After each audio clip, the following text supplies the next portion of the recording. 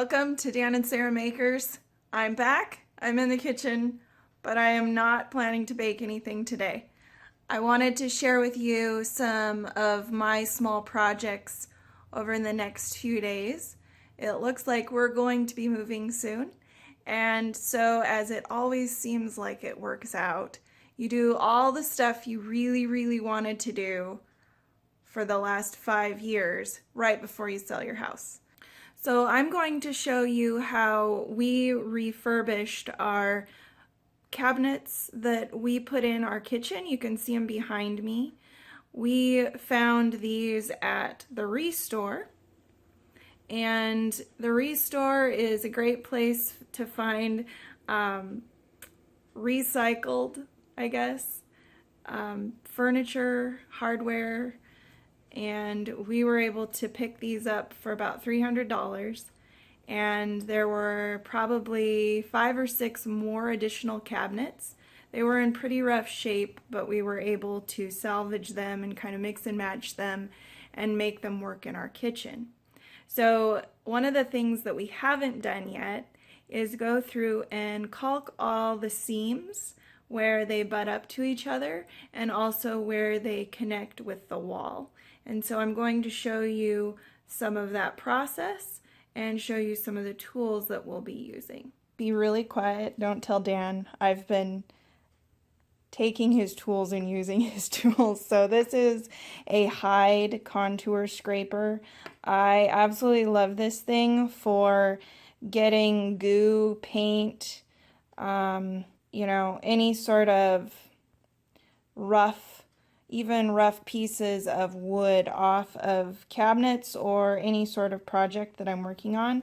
I like that it has this hard side, or this straight side, and also a round side. You can buy this in a set, and it has all different shapes, so you can scrape paint off of molding if you wanted to. And then it's just, you take this end right here, you just flip this up, it pops this open, and you can put a new contour head on there.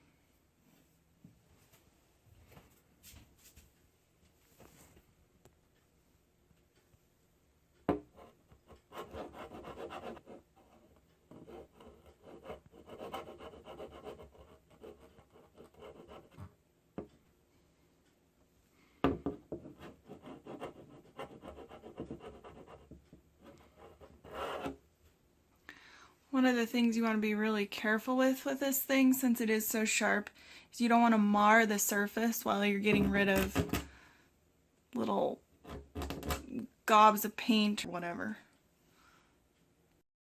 So whoever had these cabinets before us did a lot of painting while they were in place. And so I'm going through and I'm just taking all the little paint globs off of the cabinets that we decided to keep. So here's another one.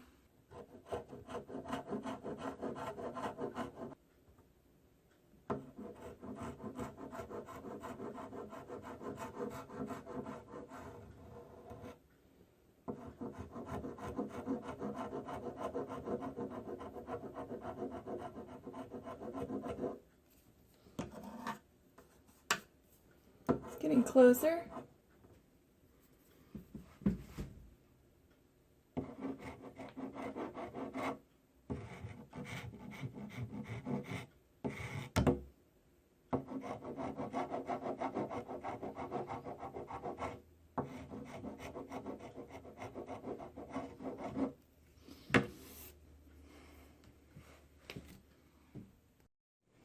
All right, so my other tool that I am quietly taking away from Dan for the day, it's okay, he's not here right now and he knows I'm using it, is this caulk gun. It's nice because it's got a little bit of a rubber handle, and I'm using cedar tan DAP flashing caulk. It's the only color I could find that was going to work close enough with the oak trim. And so I'm going to go ahead and caulk some of the seams. I'm going to put tape, blue tape, on the wall to protect the wall from caulking. And then since this is water-based, I can just clean it up with a wet rag afterwards, so I don't have to worry about it getting too messy.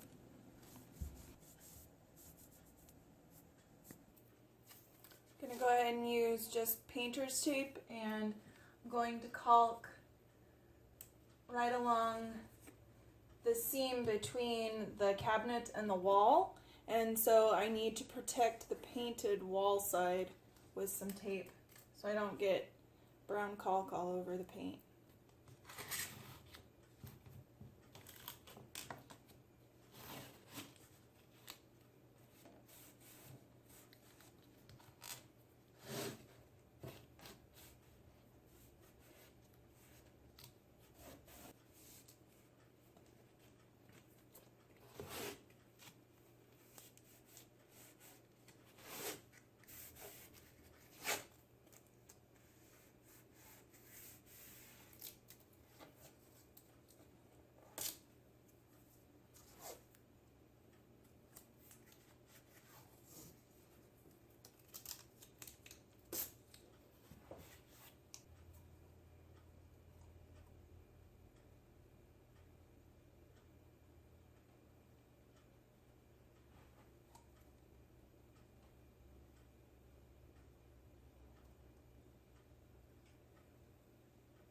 There's quite a large gap here for part of it, so I'm trying to be pretty liberal with the caulk. I've got lots of it, and that way I can just kind of firmly press it in. I don't have to go over it again that way. And since this doesn't look incredibly smooth, I'm going to be pretty careful about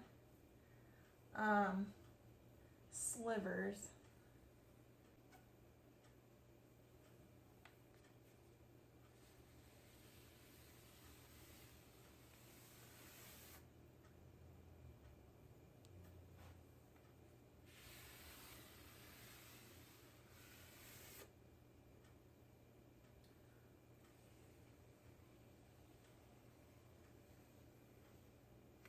Okay, so that's almost good.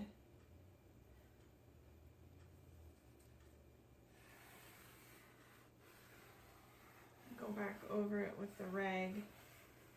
Try and wipe the excess off the wood, not the painter's tape. I'm not too worried about the painter's tape. And then, while it's still wet, don't let the caulking dry, because then you have a real mess. While it's still wet, go ahead and peel off the painter's tape. And try not to get it on your wall like I just did.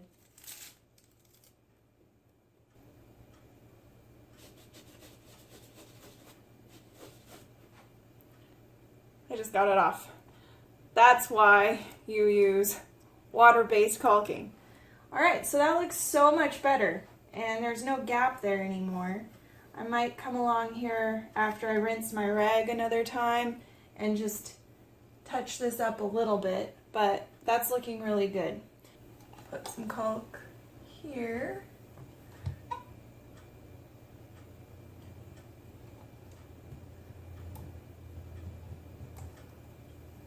So one of the things I've noticed is that This is great. It looks awesome, and then it dries and it kind of shrinks, and so sometimes you have to go over it more than once, and that's fine. Just be prepared, and then it's not a big deal.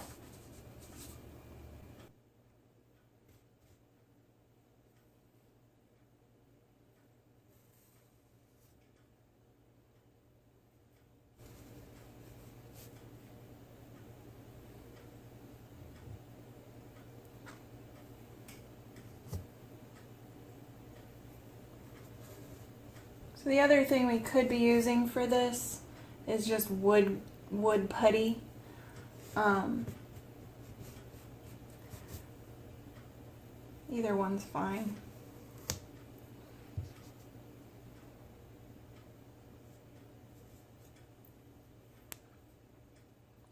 But especially along the wall and the cabinet, if there's expansion and contraction, you definitely want the caulking because it'll give a little more than wood putty might. All right.